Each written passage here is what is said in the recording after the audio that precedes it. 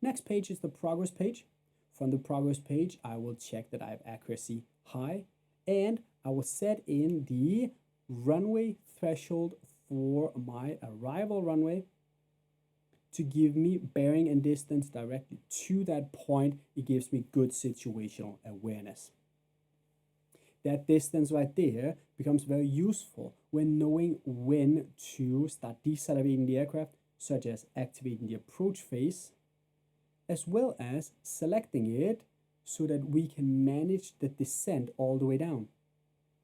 In the performance course on day 3, we talk about the top of descent calculations that pilots must be required to do mentally continuously when we do a descent, to allow you to know if you're high or low and to make changes to your descent rate.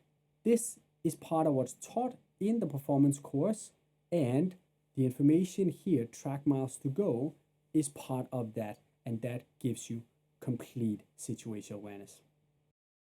If we are flying a specific type of approach, such as a DPS or on-off approach, we may have to check the predictive DPS functions here, but that is something we will not cover in this particular setup.